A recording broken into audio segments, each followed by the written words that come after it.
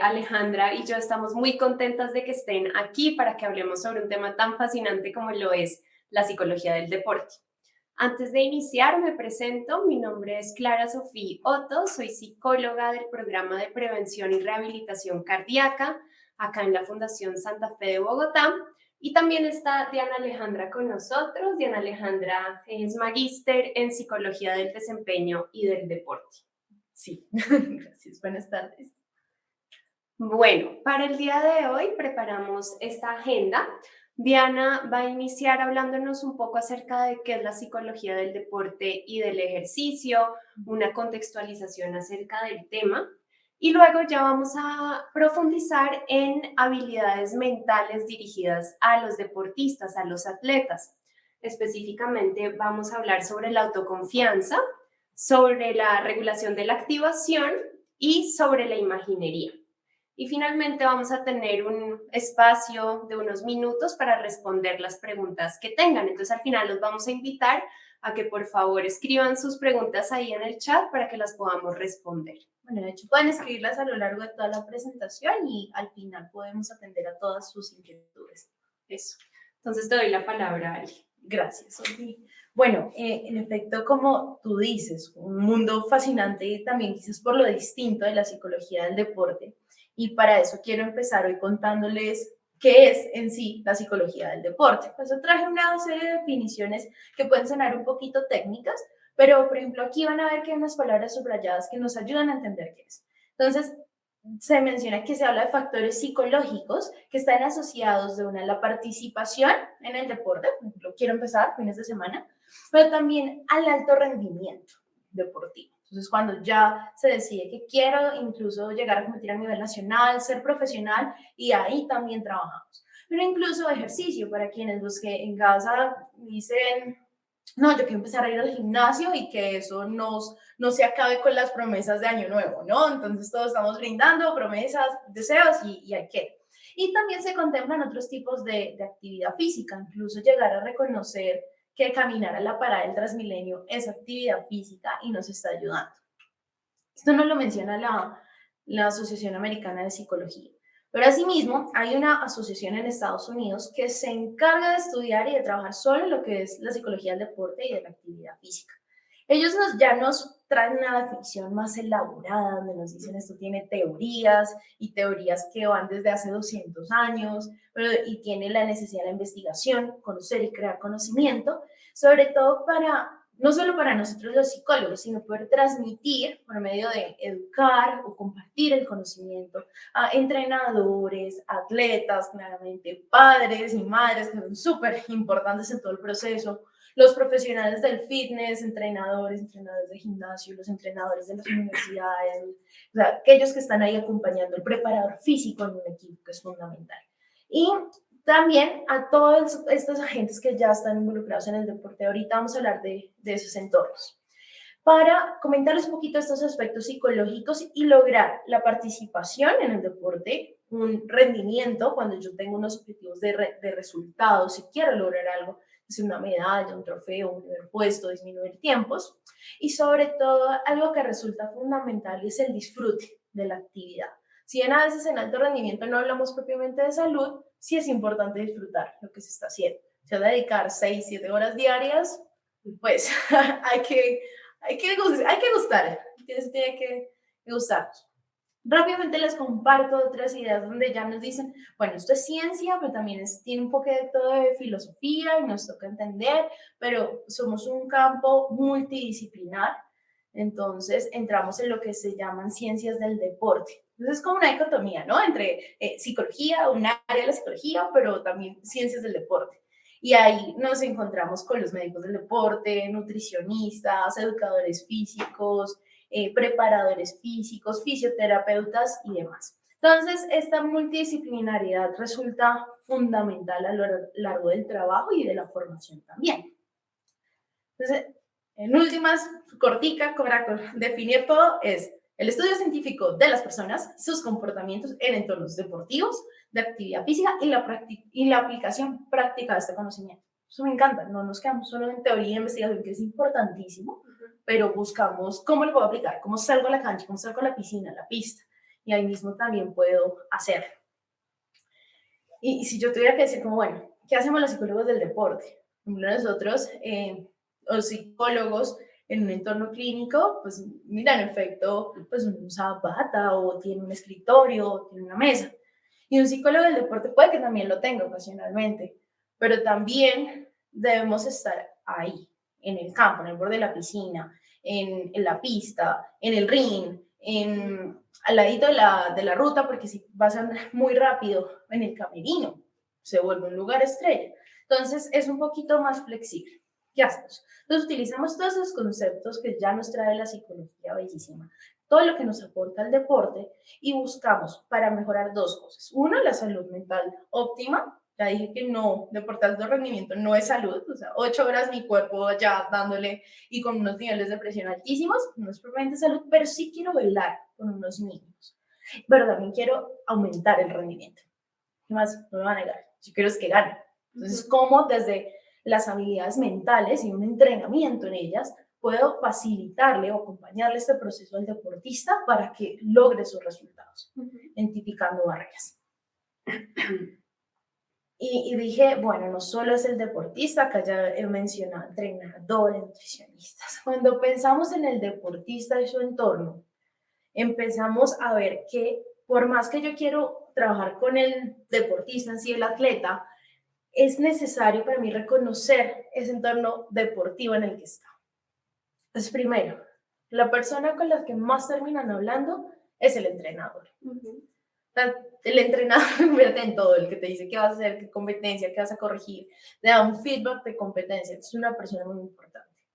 Luego está padres y familia, fundamentales, y sobre todo dependiendo de la etapa de la vida en la que esté. Cuando hablamos primeros años hasta adolescencia, bueno, los papás son fundamentales.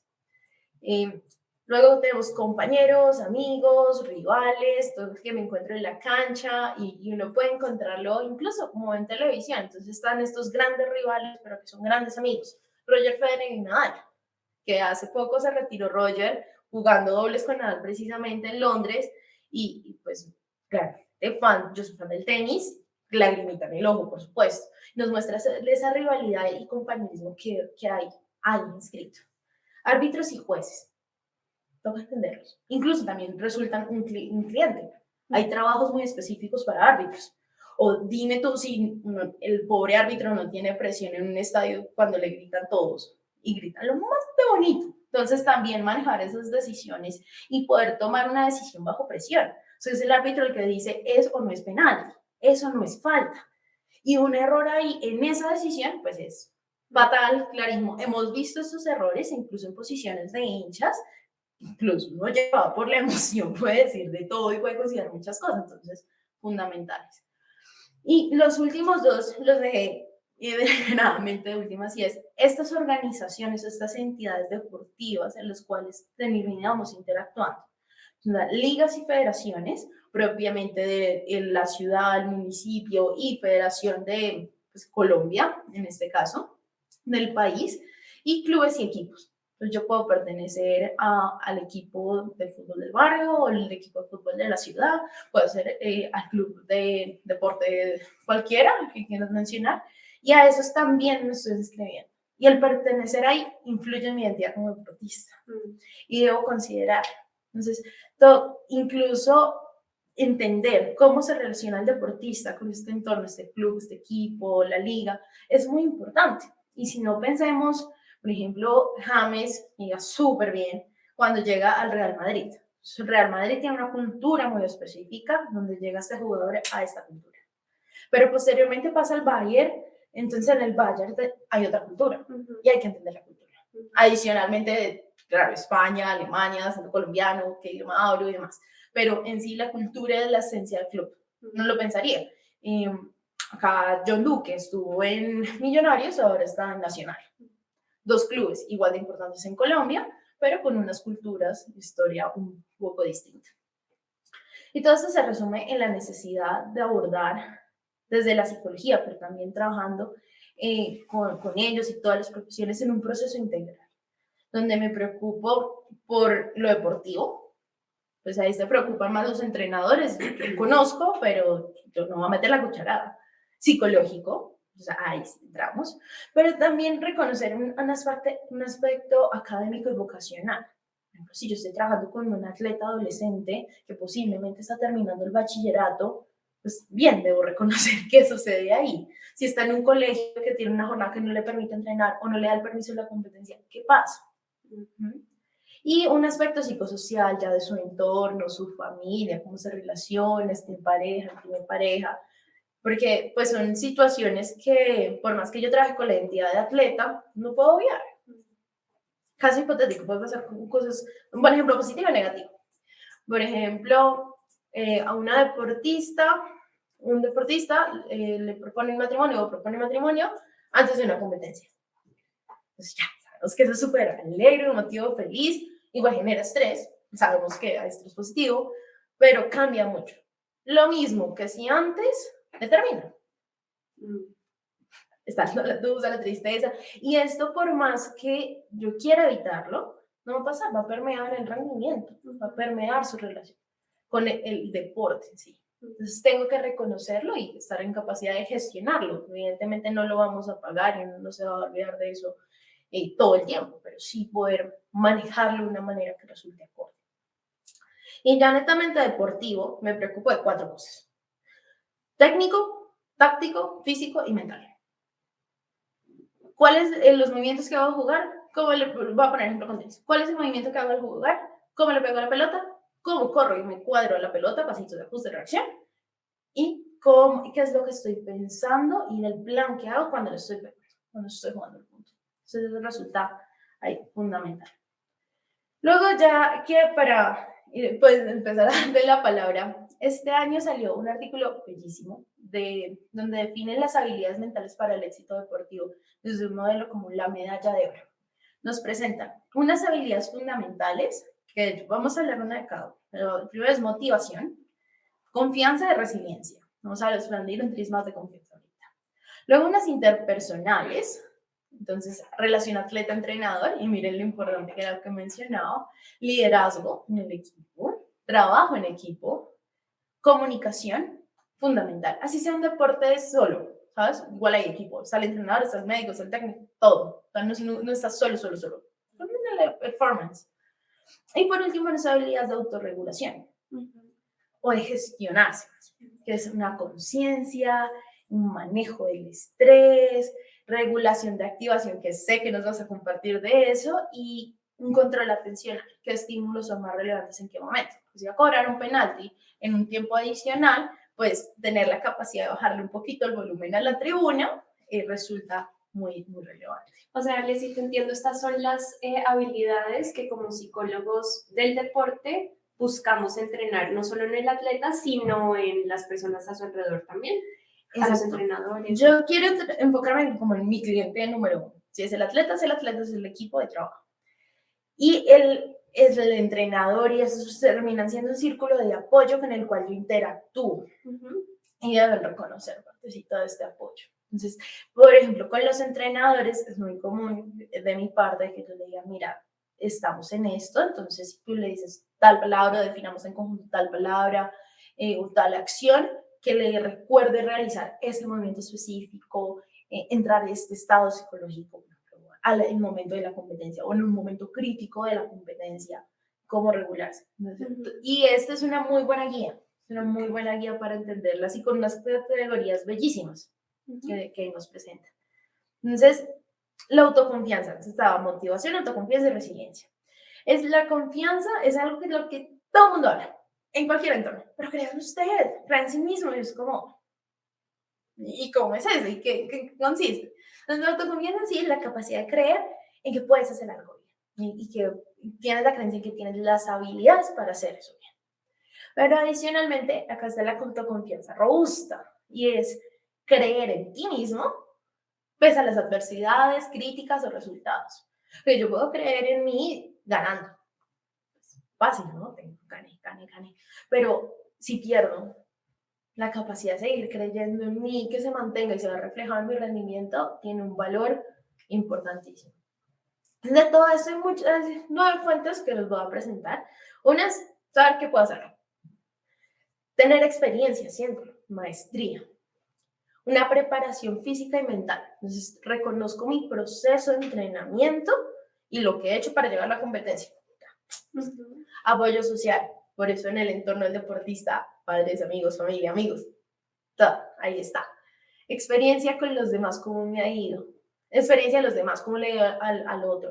Entonces, es también, lo vemos mucho en otros campos de la psicología, como el aprendizaje vicario. Entonces, yo veo y puedo aprender. El liderazgo del entrenador, vuelve, me estrellas. La familiaridad con el entorno, con la competencia, con la pista, pensemos BMX, una pista acá en Bogotá que hace poco fue el mundial, chévere, conozco esta pista. La preferencia situacional, cómo me veo referente a esa competencia y sobre todo algo muy importante y es esta autorrepresentación física. Yo cómo me veo a mí como deportista. Y ahí puedo conectar después con la autoimagen y demás, pero esa representación que hago también me llena de confianza. Y mira que en esto hay cosas que sí, que se observan, pero hay otras que netamente lo define el deportista y lo ve y lo evalúa el deportista. Y es por eso que podemos trabajar en estas fuentes de autoconfianza y aumentar la autoconfianza, que si bien no es una relación directa con rendimiento, esto ya nos lo ha mostrado la investigación, como hace unos 2 años, sí influye indirectamente. Porque en medida que creo que tengo las habilidades, voy a sentirme mejor y voy a poder hacer las cosas. Entonces, ahí es como me va a ayudar. Pero yo sé que tú nos vas a comentar full de regulación de autoevaluación y todas esas cosas que uno siente en competencia. Gracias, por fácil. O sea que si te entiendo bien, la autoconfianza es una habilidad en la que el atleta, el deportista puede trabajar y también lo puede hacer en conjunto con el psicólogo del deporte. Claro, en efecto. Lo chévere de estos modelos es que, mira, son todas habilidades. Todas se pueden desarrollar y entrenar. Claro, no estamos en el mismo punto de partida, pero sí se pueden desarrollar. Súper, gracias. Entonces, ya después de que Ale les haya hablado sobre la autoconfianza, yo voy a entrar a profundizar en 2 habilidades en las que podemos trabajar con los atletas, con los deportistas. Por un lado, la primera es la regulación de la activación. Entonces, sabemos que el estrés, la ansiedad, la presión son experiencias psicológicas que viven los atletas, los deportistas, que son muy comunes, naturales también, especialmente en contextos competitivos. Ahora bien, es importante saber que a veces pueden haber dificultades para manejar el estrés, la ansiedad. Manejar la ansiedad, gestionar estas experiencias no es fácil. Y lo que sabemos es que las dificultades para manejar el estrés o la ansiedad de una manera efectiva se puede asociar con un deterioro en el desempeño, en el rendimiento, y también se asocia con enfermedades como la hipertensión, la migraña, las úlceras, y por eso es tan importante que los atletas cuenten con herramientas, con habilidades para gestionar esos estados psicológicos internos que sobre todo aparecen en los momentos de competencia. Y cuando hablamos de regular la activación, regular la ansiedad, es importante tener en cuenta que no solamente hablamos de disminuirla, sino también de aumentarla.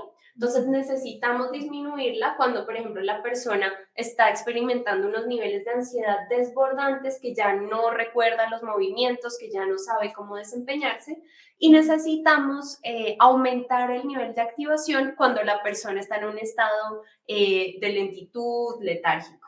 Por favor, calmado. Eso, por favor, muy calmado para la calmado. competencia. Exacto. Sí, de acuerdo.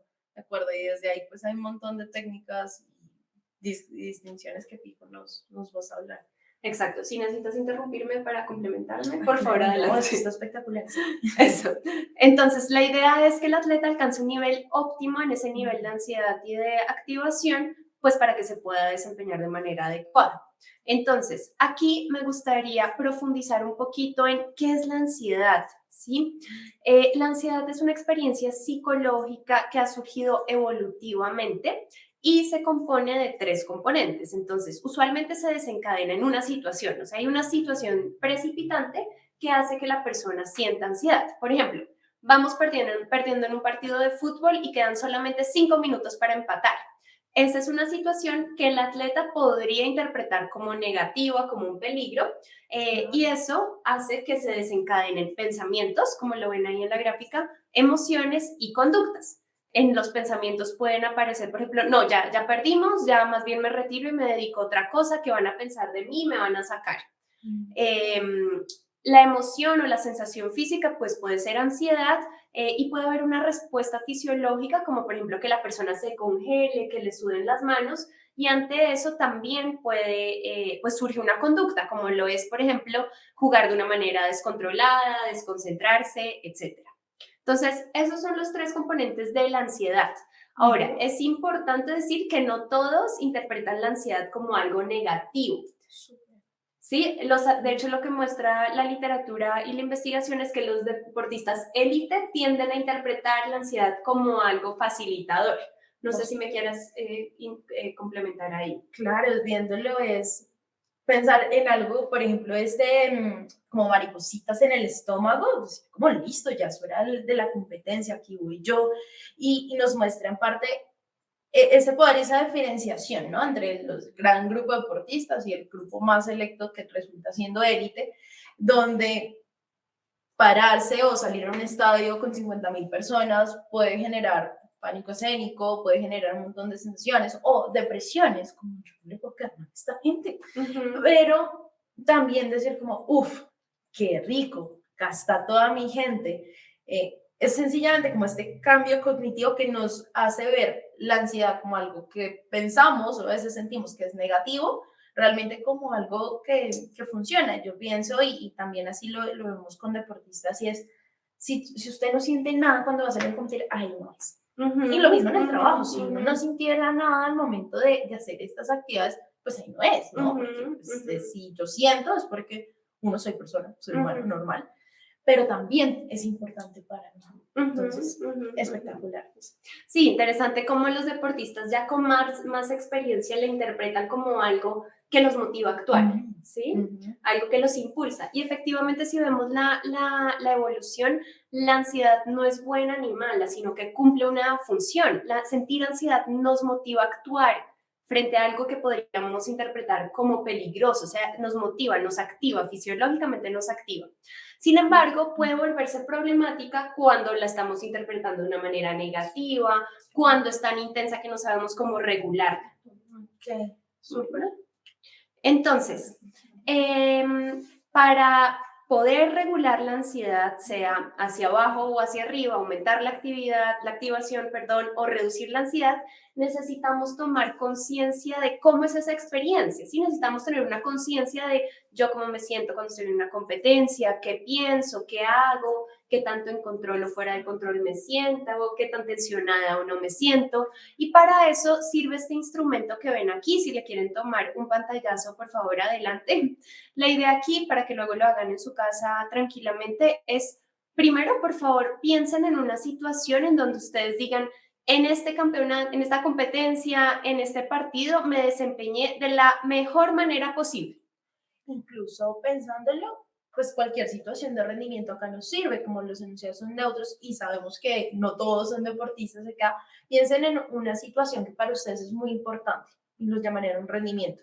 Ejemplos varios. Sustentar una tesis, presentar una propuesta laboral, presentar una entrevista de trabajo o dar una conferencia en un congreso, algo así. También puede ser una situación para pensar y poder realizar este instrumento. Entonces, bienvenidos todos a tomarle un screenshot, foto, lo que quieran. Eso. Sí, puede ser tanto en situaciones deportivas como no. Claro. Entonces, aquí el ejercicio es primero pensar en una situación donde se hayan desempeñado adecuadamente y respondan a cada uno de estos ítems. Entonces, me sentí relajado, sería un 1, extremadamente relajado sería un 1, y me sentí extremadamente ansioso, eso sería un 6. El siguiente ítem es, me sentí extremadamente confiado, sería un 1, o me sentí extremadamente desconfiado. Y eso para cada uno de los enunciados. Y el siguiente paso es pensar en una situación en donde consideran una competencia o entrenamiento, donde consideran que se hayan desempeñado de manera muy poco efectiva Okay. y comparen los ítems. Usualmente los deportistas identifican una diferencia en términos de cómo se sienten, cómo, qué pasó internamente en situaciones donde se desempeñaron de una manera efectiva o poco efectiva. ¿Y esto para qué sirve? Si yo, por ejemplo, hago un seguimiento después de cada sesión de entrenamiento, después de cada competencia, y me doy cuenta de que en las competencias donde me desempeño de una manera poco efectiva, estoy teniendo un diálogo interno, como lo dice ese ítem de ahí, negativo, pues eso me dice que ante situaciones de activación va a ser importante trabajar en el diálogo interno. Súper. Y Además que somos la persona con la que más hablamos. Desde que nos despertamos, uno ya dice, "Ah, ahorita le voy a escribir, no sé qué". Y ya desde ahí empezamos. Y hablarnos bonito y de manera efectiva resulta una ventaja espectacular en el rendimiento. exacto. Así como y esto no es igual para todos, puede haber personas en donde esta parte del diálogo interno pues no tiene mucha relevancia y usualmente se están hablando de una manera adecuada en los momentos en donde se desempeñan de manera adecuada, entonces pues no es necesario profundizar en este ítem. Entonces básicamente esta es una herramienta para tomar conciencia sobre lo que queremos trabajar, en qué profundizar. Y bueno, ya pasamos entonces, después de haber notado qué es la ansiedad, notar cómo actuamos, qué pensamos, qué sentimos en momentos de activación, importante profundizar, o mejor dicho, puede llegar a ser útil profundizar o conocer técnicas para reducir la activación. Entonces, si pensamos en la regulación de la activación, están las técnicas para reducir la ansiedad y para aumentar la activación. Estas son las primeras, que son las de la reducción de la ansiedad, de la activación, ¿sí? ¿Por qué es importante? Porque a veces hay un exceso de ansiedad, sobre todo cuando los deportistas la interpretan como algo negativo, puede ser algo paralizante, puede asociarse con descoordinación a nivel de los movimientos, entonces es importante saber gestionarla. Y existen diferentes técnicas. Unas dirigidas a la ansiedad somática, que es esa ansiedad que aparece en el cuerpo, que es algo que me decías tú, es cuando sientes ansiedad, ¿aparece primero en tu mente o en tu cuerpo? Total. Y está el de toque ir al baño, están los que vomitan, están los que sencillamente sienten maripositas en el estómago, les sudan las manos y eso pues es netamente el cuerpo hablando, ¿no? Exacto. Entonces, dependiendo del tipo de ansiedad, si es una ansiedad más como la que dice Ale, que aparece en el cuerpo, las ganas de ir al baño, pues necesitamos unas técnicas dirigidas a esta ansiedad más somática, que son, por ejemplo, la relajación muscular progresiva, el control de la respiración. Mientras que si es una ansiedad más cognitiva, más desde la preocupación, qué tal que la vaya a embarrar, qué tal que me saquen del equipo, qué tal que me caiga en esta competencia, pues necesitamos unas técnicas del manejo de la ansiedad más cognitivas, que son, por ejemplo, la respuesta de relajación o el entrenamiento autógeno. Ahora bien, por motivos de tiempo, solamente voy a profundizar en la relajación muscular progresiva. La relajación muscular progresiva es una técnica desarrollada por Jacobsen en 1930 y lo que invita al atleta es a durante 10 a 15 minutos aproximadamente, esto puede tener variaciones, practicar el ejercicio, ojalá con un audio de guiado, ¿sí? Se cierran los ojos y se siguen las instrucciones o la guía del audio, en donde se le invita al atleta a tensionar y a muscular y a relajar, perdón, los diferentes grupos musculares. ¿Por qué? Porque a través de este ejercicio lo que logramos es efectivamente reducir la ansiedad. Entonces, más que yo explicárselos, la idea es que ustedes lo pongan, ojalá si están interesados en práctica. Aquí, si quieren tomarle un pantallazo a este link, les grabamos un ejercicio de relajación muscular progresiva para que lo escuchen y lo practican en caso de que les resulte útil. Más lo chévere de este ejercicio es que nuevamente igual es para todos y no requiere nada más allá que estar en silla, cuarto, empieza a apretar y a relajar, tensionar, relajar distintos grupos. Incluso mientras sigues explicándolos, podrían intentar apretar sus puños, contar hasta 5 y relajar. Y de uno ya va sintiendo después. Todo el recorrido es fascinante y bienvenidos a hacer el audio que ya les hemos grabado. Exacto, entonces parte de la base de que al relajar el cuerpo también estamos regulando esa ansiedad psicológica y fisiológica que pueda aparecer. Entonces, además de estas estrategias, también hay otras más anecdóticas que reportan los atletas y es, por ejemplo, en momentos de mucha ansiedad, sonreír, sonreír, sonreír, que puede parecer contraintuitivo, ahora sí relaja y sí puede generar una disminución en la tensión. Al igual que este es súper importante, también lo reportan mucho los deportistas de alto rendimiento, los deportistas de élite, y es el enfocarse en disfrutar en esos momentos donde la ansiedad y de divertirse en esos momentos donde la ansiedad está muy elevada.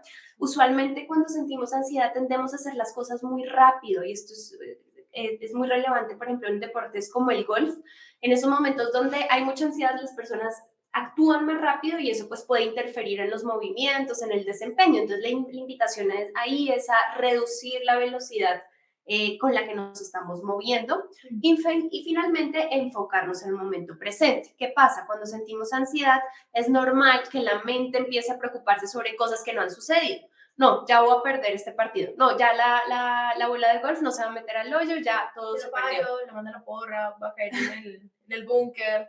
Exacto. Y empieza como el automático. Entonces me gustaba mucho en un entrenamiento, decía el hindú, monkey mind, como la mente inquieta, como un miquito que va de lado a lado, nuestra mente empieza a divagar en pensamientos y volver a este momento presente, pues nos conecta realmente con lo que estamos, ¿no? Estoy aquí sentada contigo y desde ahí uno puede continuar con lo que es un hecho y es real, pagando todas esas divagaciones del futuro. Exacto. También hay ejercicios, precisamente como dice Ale, para entrenar la mente en el momento presente, ¿sí? En los sentidos. Eso se llama la conciencia plena. Les estamos contando sobre muchos ejercicios y muchas cosas. Por favor, al final van a encontrar nuestros correos para que al final, si quieren también tomarle un pantallazo y quieren que les enviemos recursos adicionales, por favor, nos lo hagan saber y así pues tienen la información. Bueno, entonces ya hablamos de las estrategias para reducir la activación y vamos a pasar brevemente a las estrategias para aumentar la activación, especialmente cuando, como deportistas, los deportistas se encuentran en un estado más lento, más letárgico, los músculos se sienten pesados, hay desconcentración, entonces esos son los momentos ideales para poner en práctica estas estrategias. Entonces, una de ellas es aumentar la frecuencia respiratoria. Lo que sabemos es que respirar de una manera más rápida y profunda puede activar el sistema nervioso y los niveles de energía. Actuar enérgicamente, no sé si han visto a los deportistas que se empiezan a golpear antes de alguna competencia o empiezan a saltar el lazo. Eso también es una gran estrategia para aumentar los niveles de energía. Promover el autodiálogo interno positivo, si evidentemente la mente tiene un efecto en el rendimiento, si nos estamos diciendo cosas negativas, pues eso va a tener un efecto, mientras si nos decimos cosas energizantes como duro, si se puede, si puedo, eso también puede activar el sistema. Escuchar música, como lo hacen varios atletas también, música que los energice o que aumente el nivel de activación. Y finalmente también implementar los ejercicios de imaginería o de visualización que tengan algún efecto energizante, como lo es, por ejemplo, imaginarse algún animal que se mueva velozmente, si somos algún atleta especializado en velocidad. No sé si quieras complementar algo ahí, Ale. No, me encanta otra vez el autodiálogo, cómo surge, precisamente porque hay dos opciones, o bueno, hay varios tipos de autodiálogo, pero resulta, puedo regañarme. Sí, bueno. No, tú tienes que salir y hacerlo bien. Pues eso en sí no es autodiálogo positivo, me estoy regañando, sí, sí, como se siente distinto, pero más bien el vamos, sí, en ciertos momentos, por ejemplo, en plena maratón donde ya se está acabando la energía, se siente como el tanquecito vacío, ahí ese vamos, eso impulsa un montón. Pero también el saber, llevo entrenando tal cual como en el entrenamiento, así, vamos, sale como en el entrenamiento, ¿vale? Recordando que son recursos que ya tenemos, hay esos recursos de confianza. Entonces, el hablarse bonito y bien tiene ese impacto, y siempre y cuando uno lo haga con convicción. No es porque yo escuché que dos psicólogas dijeron que hay que decirse, vamos. No, si a usted no le gusta, pues no va a ser. Pero si usted, el fuerte sí se puede, es lo que surja naturalmente para el deportista que quiera implementar esta técnica. Eso, gracias. Súper. Bueno, y ya hablando entonces de la imaginería, pasamos precisamente a la segunda habilidad mental, que es la imaginería.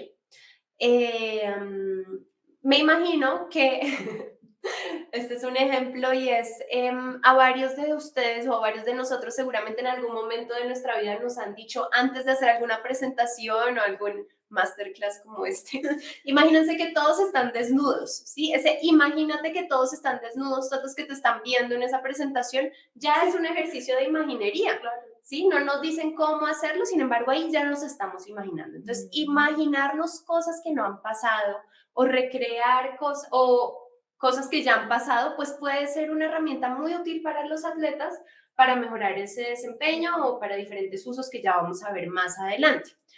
La definición técnica es la imaginería, que también se conoce como visualización, implica recuperar de la memoria fragmentos de información almacenados a partir de la experiencia y moldear los fragmentos en imágenes significativos.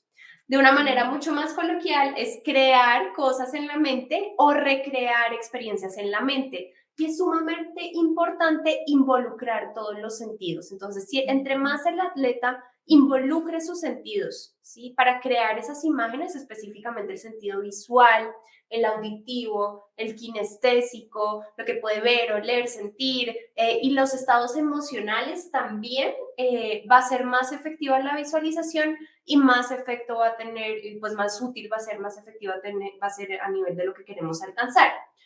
No sé si quieras ahí complementar con un ejemplo o algo que se te venga a la Me mente. gusta esto de imágenes significativas. Nos lleva a entender que no solo es ese que nos decían, imagínese a todo el mundo, sino algo que realmente importe y conecte con el objetivo. Si es, por ejemplo, patear, pues he dicho mucho de fútbol, pero vamos con él nuevamente, no, patear un penalti o lanzar un tiro libre en baloncesto, aprovechando la imagen. Yo puedo volver eso una imagen significativa porque es algo que se va a ocurrir y es algo que va a nutrir, bueno, desde cómo siento la ropa, nosotros pues no somos todo el tiempo conscientes, pero sí nos asemeja cuando uno sabe si le pica o no le pica la marquilla, ahí, entonces sí sientes la ropa, cómo es tu movimiento, cómo agarras el balón y todo esto ya toma un nuevo significado porque deja de ser automático, eres consciente y te va a ser un recurso muy útil al momento de ir a cobrar un tiro libre. Entonces, esas imágenes significativas, clave, sumado a todo lo que tú ya dijiste. Había, por ejemplo, una gimnasta rítmica que no le estaba saliendo un movimiento y ella lo que hacía era visualizar ese movimiento que estaba tratando de lograr. Y ahí es importante lo que tú decías, entre más sentidos, pues mejor, desde cómo se siente la ropa, cómo se siente el movimiento, qué puede ver al hacer el movimiento, qué escucha al hacer mi mano con el suelo. Exacto. Entonces, entre más involucremos los sentidos y los estados emocionales que queremos implicar, mejor. Si una persona, por ejemplo, cada vez, la gimnasta rítmica, que se equivoca con algún movimiento y empieza a desconfiar de ella misma y se empieza a desconcentrar, lo que puede crear es un ejercicio de visualización en donde se imagine que se equivoca y aún así retoma la concentración y se mantiene concentrada en lo que necesita hacer. Sí, o sea, estos ejercicios se pueden amoldear a la necesidad de la persona. Y es importante, en este proceso existen diferentes modelos, ahora les voy a traer uno de ellos en donde es importante, nuevamente, contactar con los sentidos, con el auditivo, el visual, el táctil, el olfatorio, el kinestésico, con la perspectiva. Podemos crear ejercicios de imaginería en donde nos imaginamos a nosotros mismos desde una perspectiva del observador, ¿sí? O sea, cómo quieres ser observado si eres golfista, cómo imaginarnos cómo los demás ven nuestro swing de golf. Como una película. Como una película. O desde nuestra propia perspectiva, es decir, como si tuviéramos una cámara acá. Entonces, al hacer ese ejercicio, al hacer el swing de golf, cómo se ven mis brazos pasando por acá, qué veo a mi alrededor, cómo huele el pasto. O sea, esas son las dos perspectivas con las que podemos trabajar. Por otro lado está el ángulo desde donde imaginamos, o sea, queremos vernos desde arriba, desde abajo, desde un lado, desde el frente. Y también podemos jugar con el agente, entonces queremos vernos a nosotros mismos o queremos ver o nos imaginamos a los espectadores, por ejemplo, en la competencia. Como solo yo ejecutando el movimiento o también lo que sucede cuando realizo esa acción. Exacto. Está buenísimo. Es. Listo. Entonces hemos hablado de la imaginería un poquito para contextualizarlo más, es para qué puede servir, ¿sí? O sea, dependiendo de para qué queramos usar la imaginería, el uso que le queramos dar, pues ya se pueden diseñar los diferentes ejercicios. Entonces hay ejercicios para mejorar la concentración, en donde diseñamos alguna imaginería donde nos tendemos a desconcentrar y nos imaginamos que aún así nos enfocamos en el movimiento que queremos hacer, etcétera.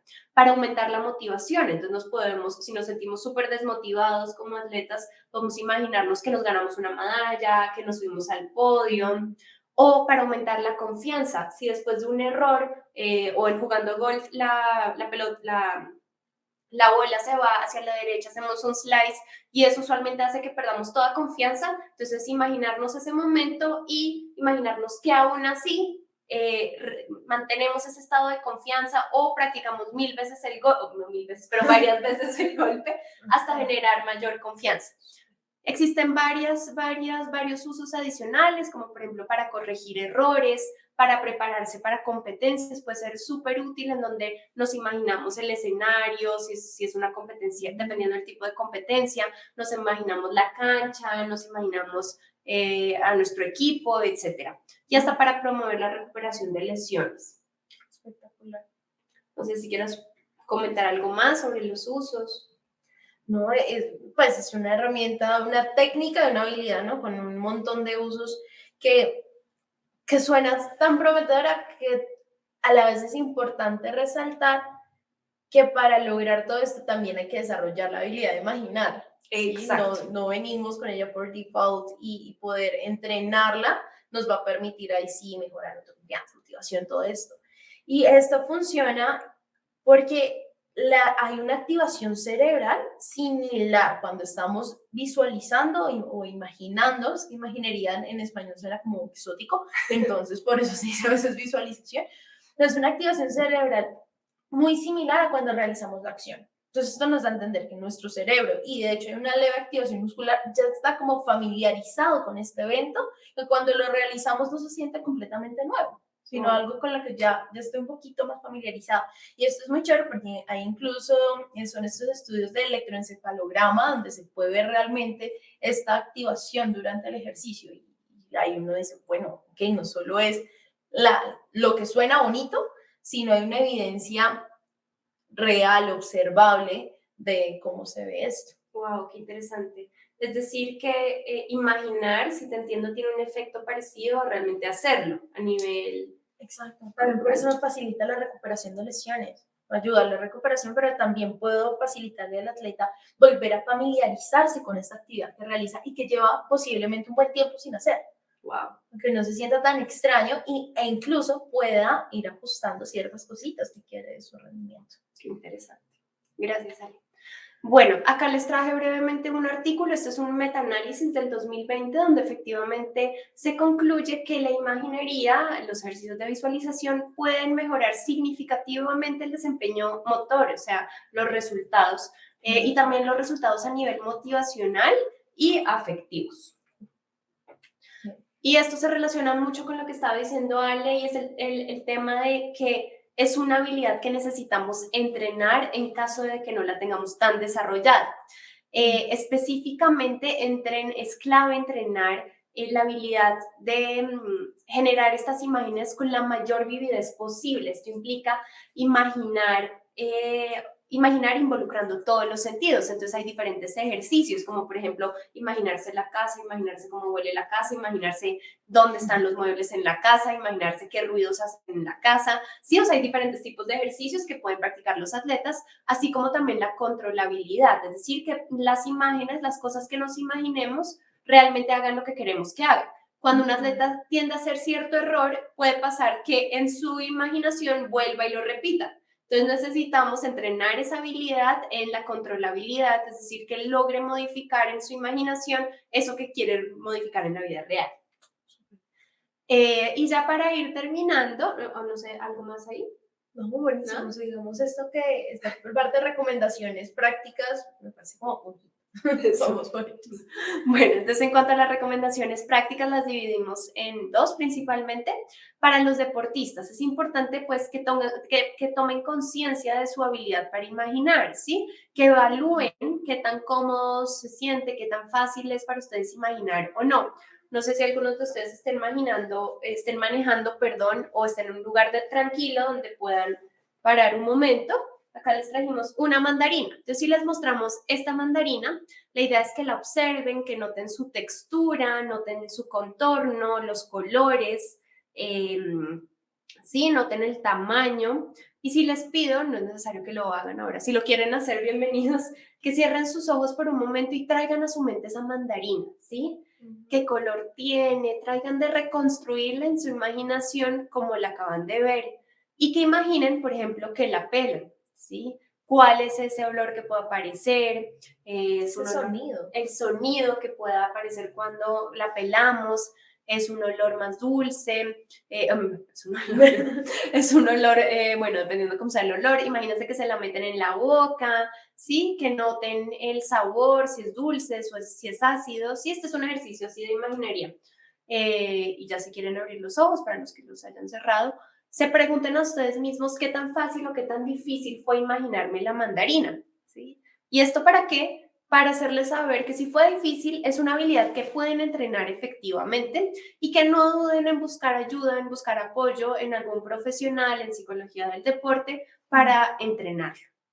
Y en cuanto a los psicólogos, súper, que trabajen con deportistas, súper importante el hacer uso de algún cuestionario para evaluar la habilidad del atleta de visualizar, por ejemplo, el SIAQ, y a partir de esa evaluación que se haya hecho, ya desarrollar un plan, un programa de entrenamiento en imaginería que se ajuste a las necesidades y a los intereses particulares del atleta. Ahí te doy la palabra, Ale, si quieres complementar. Sí, no, creo que esto es fundamental porque vemos el uso práctico. Un ejemplo sencillo como el de la mandarina nos puede dar una idea de, bueno, realmente llegaron a verla más o menos similar a la que les mostró Sofi o qué tanto nos cuesta. Y también nos deja a nosotros ver y a todos resaltar la importancia de que no solo es así sencillo como imaginar la mandarina, sino para lograr los resultados tenemos todos un marco teórico, un entrenamiento para realmente poder decirle, cierra los ojos e imagínese esto. Y este marco que nos presenta es el PTTLEP, o sea, larguísimo, que recoge esto que ya mencionabas de perspectiva, de tarea, de tiempo, de si estoy aprendiendo algo, cuál es el entorno, pues, para así coger y nutrir ese guión, entendiendo que tiene que ser multisensorial, recrear. Es casi como narrar un video.